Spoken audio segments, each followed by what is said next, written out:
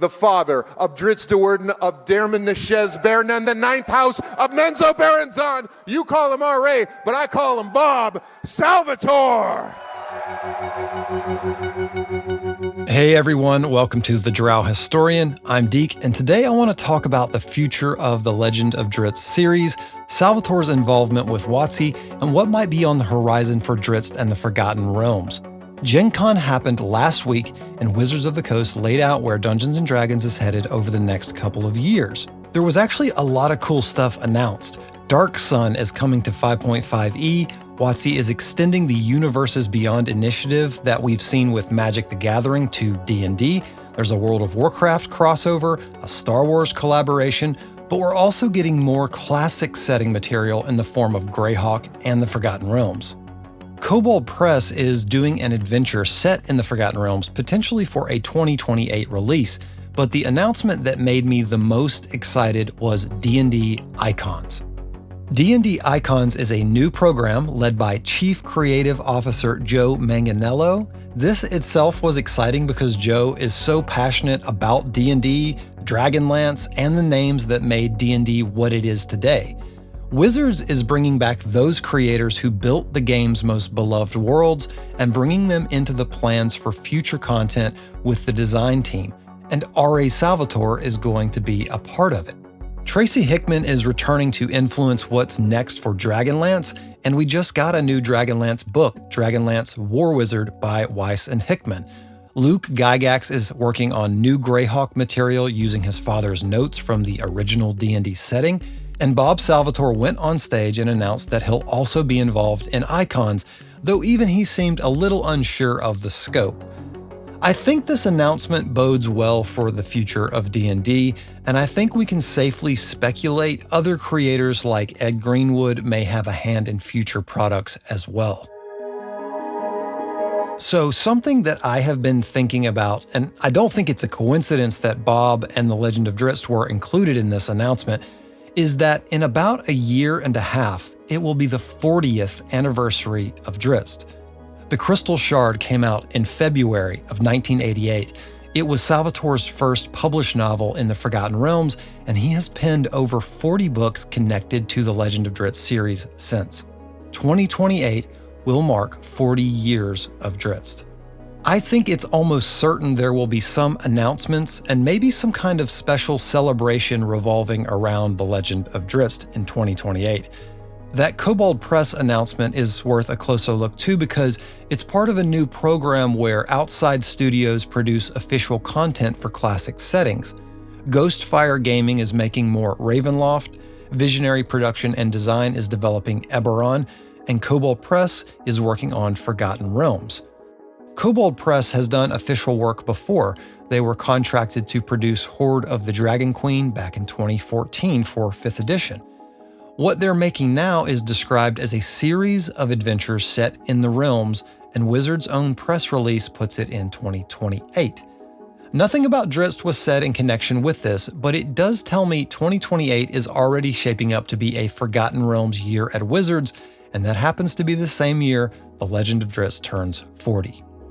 When I spoke with Salvatore last fall, I got the distinct impression there will be at least a trilogy connected to Breezy Do'Urden, the daughter of Drizzt.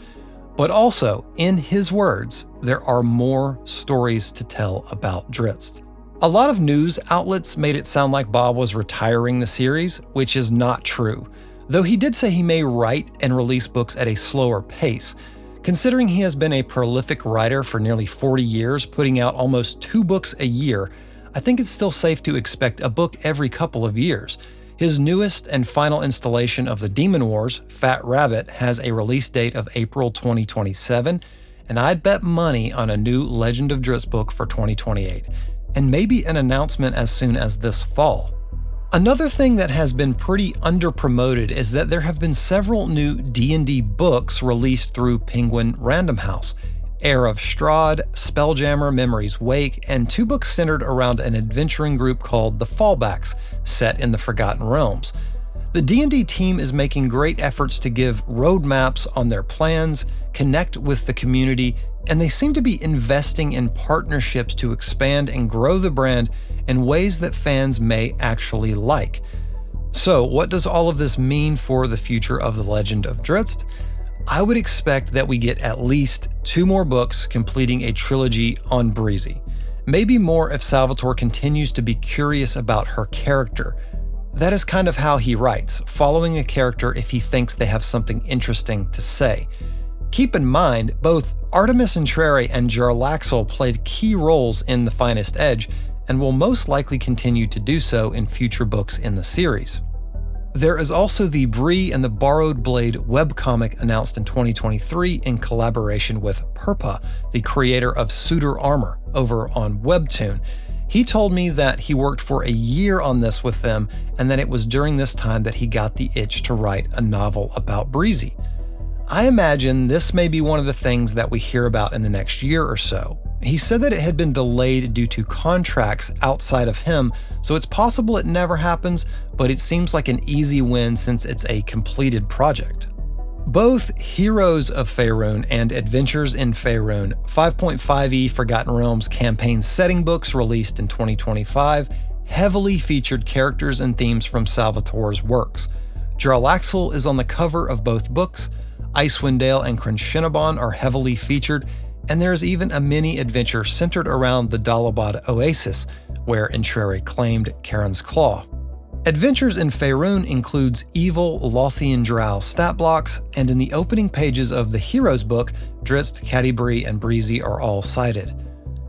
Bringing in Joe Manganiello to head this new D&D Icons initiative is a really good move that will hopefully help spotlight some of the classic things we love from D&D.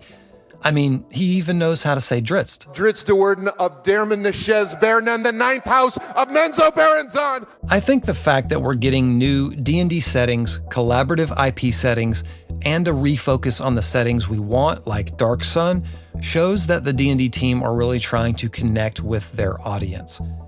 I'm not a fan of D&D Beyond and digital-only products, but even though they are pushing things in that direction, it seems that they are also still producing books and even expanding back out to more setting novels and even comics.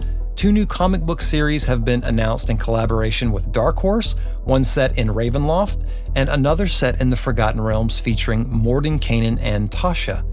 Could we finally get new Drizzt comics? I think it's possible and maybe even likely. There is also the discussion about not 1, but 2 Forgotten Realms-based TV series in production, one headed by Sean Levy and Drew Cavello for Netflix, and one headed by Craig Mazin based on Baldur's Gate 3 for HBO. The 2 are designed to coexist in a shared live-action universe because they share the Forgotten Realms setting, and Chris Perkins, formerly head of story at Wizards, is consulting on the HBO show. The wagons are circling, and I think it might be time to finally get Drizzt on a bigger stage. I know there are a lot of people who watch my videos who don't like 5e D&D and they just like whatever old edition they got into, and that's completely fine. But there are a lot of us who do like it and are excited for what the future holds for the Forgotten Realms, its classic and new characters, and would genuinely like for the D&D team to get this stuff right. I do think this showing at GenCon 2026 was the best thing we've seen from D&D in many years, and I hope they can follow through and actually make something of these announcements. If you're interested in the lore of The Legend of Drizzt, my channel is full of videos covering all aspects of the series, and I release new videos every week. If you become a YouTube channel member or a patron, you can get my full recaps and commentary on every single Drizzt book as I reread through the series. And patrons also get access to my custom-built stat blocks for all of the characters from The Legend of Drizzt, balanced for play in your home game. Let me know in the comments what you think of the GenCon D&D announcements and what you'd like to see next from The Legend of Drizzt. I'll leave you with the full D&D Icons segment from GenCon. Thanks for watching, and I'll see you next week for more lore from the Forgotten Realms and The Legend of Drizzt. What's an icon? No. An icon could be an emblem. It could be a symbol representing sacred events, sacred gatherings, or a person widely admired, having great influence or significance, a sacred individual. We're gathered here at GenCon 59, which is short for the Geneva Convention, which was founded in 1968 at the Horticultural Hall in Lake Geneva, Wisconsin, by none other than Ernest Gary Gygax. The inaugural event attracted somewhere around 96 Midwest wargamers, which for the time was an absolute coup.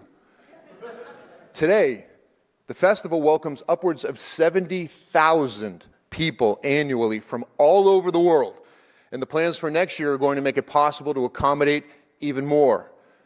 Now, no one can deny the power and vast influence of those 3 rules pamphlets that Gary typed up on a Smith Corona typewriter at 330 Center Street back in 1974. And no one could have predicted that those first 1,000 brown boxes that he named Dungeons and Dragons would contain an American art form that would inspire generations to get together in groups and tell stories together. And we're all here today because of him. And I'm here today to ensure his place on the Mount Rushmore of tabletop gaming by building a bridge to his work that was interrupted back in 1985. And for the first time in 40 years, his original fantasy setting will return to Dungeons and Dragons as curated at his request by his son. Ladies and gentlemen, coming to Icons, Luke Gygax and the return of the world of Greyhawk.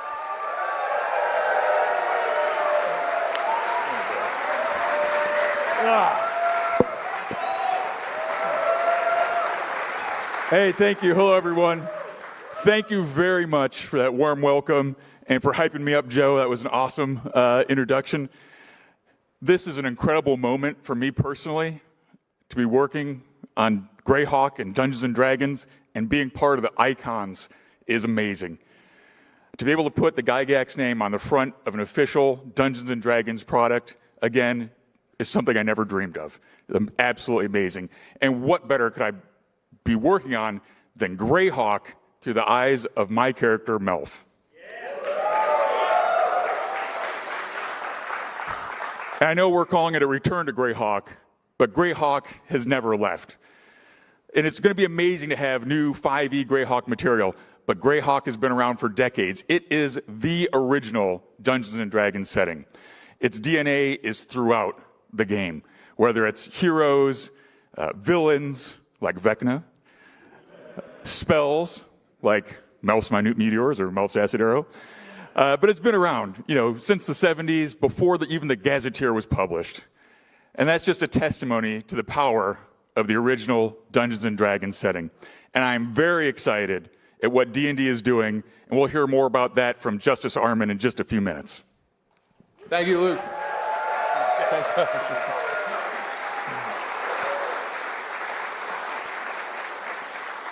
And there's more. You've all heard the phrase, name a more iconic duo. Well, there isn't a more iconic duo in fantasy for me than the next 2 people.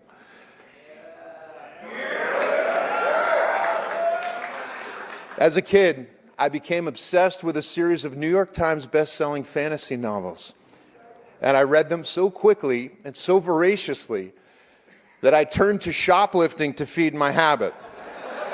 Now, when I see these 2 people out in the wild, I always make sure that I buy them dinner to pay for the royalties that they didn't get.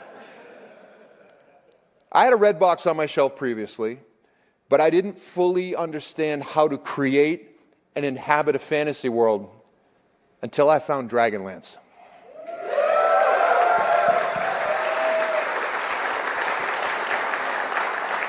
So my first phone call as the Chief Creative Officer of Icons went to these 2 in the hopes that maybe they'd come back one more time, back home, to reestablish 40 years of canon and properly relaunch one of the most beloved and impactful fantasy settings of all time, and my absolute favorite. Ladies and gentlemen, no D&D Mount Rushmore would be complete without Margaret Weiss and Tracy Hickman and the return of Dragonlance.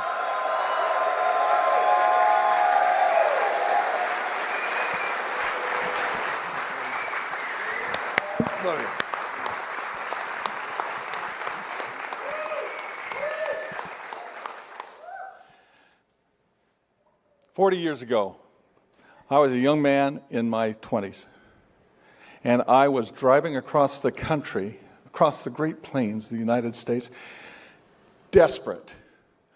Every job that I had had up to that point, I had failed at. But I had been offered an opportunity to come to TSR and to write Dungeons and Dragons. My wife and I, as we traveled across the country with our then 2 young children, left the home that we had known,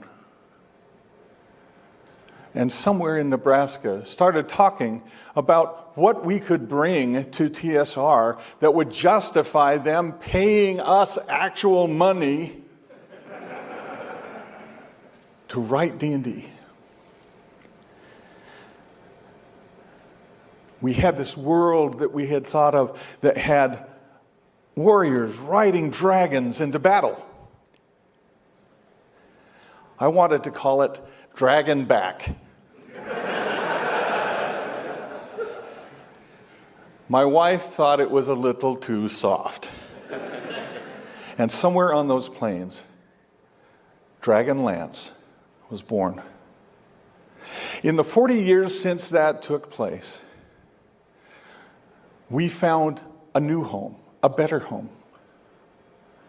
A home that we have shared with all of you, and which you have kept alive through these decades.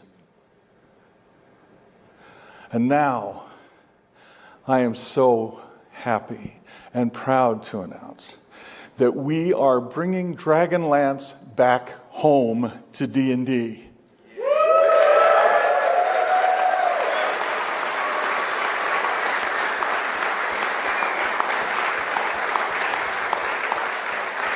We are finding new ways to explore the world, to make it richer, deeper, and more importantly, to bring it into your hands as dungeon masters and gamers. We want this world to be yours, and it is our gift to you. We cannot be here forever. But in giving this gift, this world to you and putting it in your hands to create, we will know that home will always be there for you.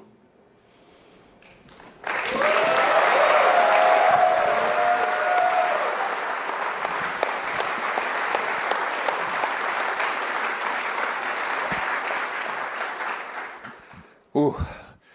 Like a lot of people my age, I grew up at a time when Dungeons and Dragons was unjustly vilified and blamed by parents and the religious right for death and destruction and the overall corruption of the youth. There were book burnings and witch hunts carried out by evangelists, and even a piece by Ed Bradley in 60 Minutes with your dad that unjustified went after Gary. But we were the generation that was galvanized by this pressure. We knew they were wrong, and it brought us all together. And we're now the generation that's in control of music and entertainment and art. And guess what? We can do what we want. And we want to play Dungeons and Dragons. You know, there was always something alluring and dangerous about D&D back in those days. It felt scary, like we were all doing something we shouldn't have been doing.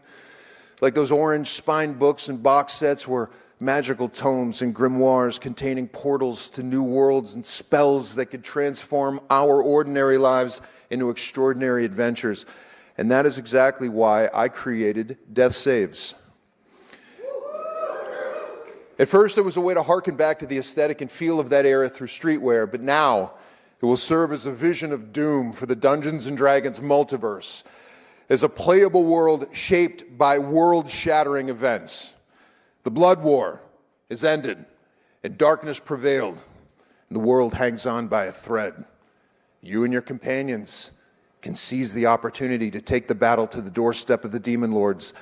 And that's all I'm going to say about that right now, because we'll be playtesting it tomorrow live for the first time here at GenCon, so you'll all be able to get a sense of the depths that Death Saves will be taking Dungeons & Dragons into the future.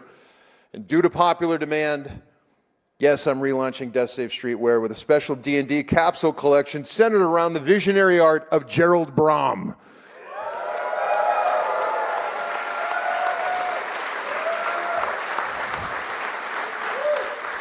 I mean, if we're back, we're back. Brom is best known for creating the look and feel of the post-apocalyptic D&D world of Dark Sun. And the first pieces from it will be given out to the first people in line for the live play tomorrow. And then the full drop, I think, will probably land somewhere around New York Comic Con. So just stay tuned for that. And one more thing. As if all of this isn't enough, I brought a secret weapon tonight. No D&D Mount Rushmore would be complete without this person. Look up here. Any guesses?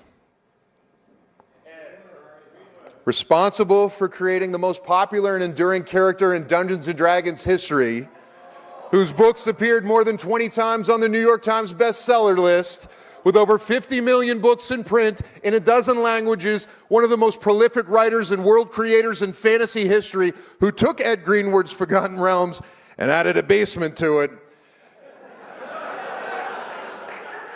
Here to tease a special top-secret upcoming project with Death Saves and Icons, the one, the only, the father of Drizzt Do'Urden of Dermot Neshez Bernan, the ninth house of Menzo Berenzon. You call him R.A., but I call him Bob Salvatore.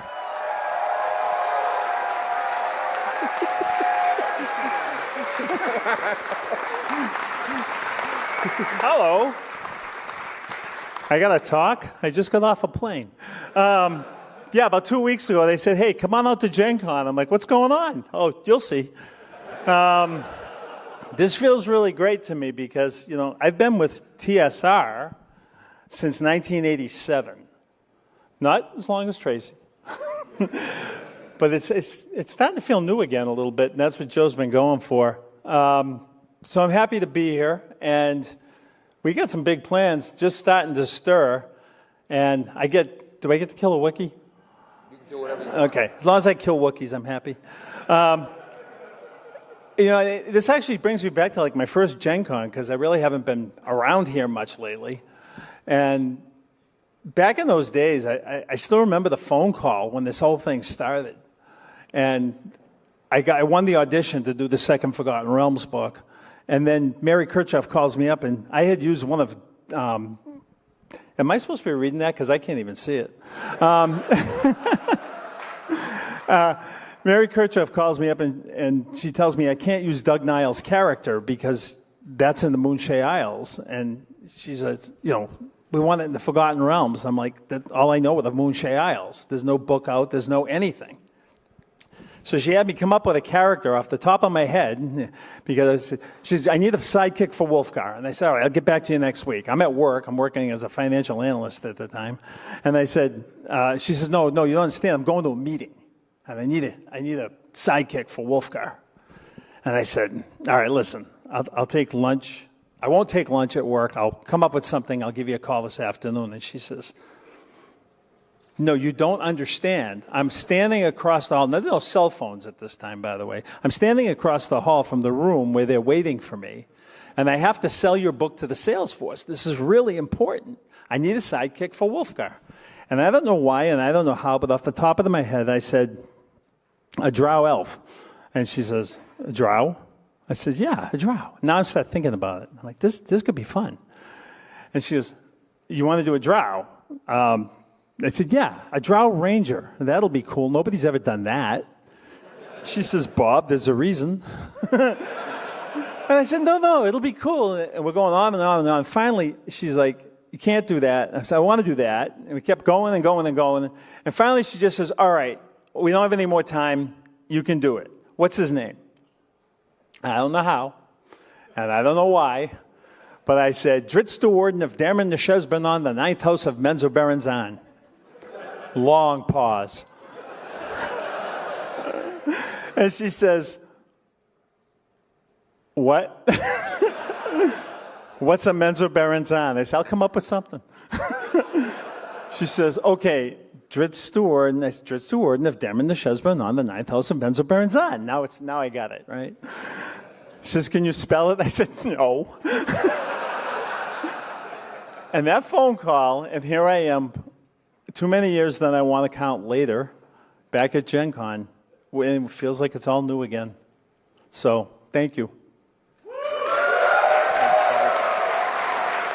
Thank you.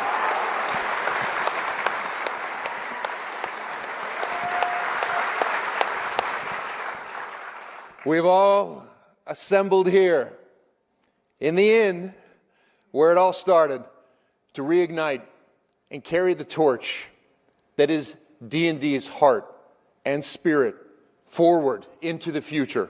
Behold, the first wave of Dungeons & Dragons icons.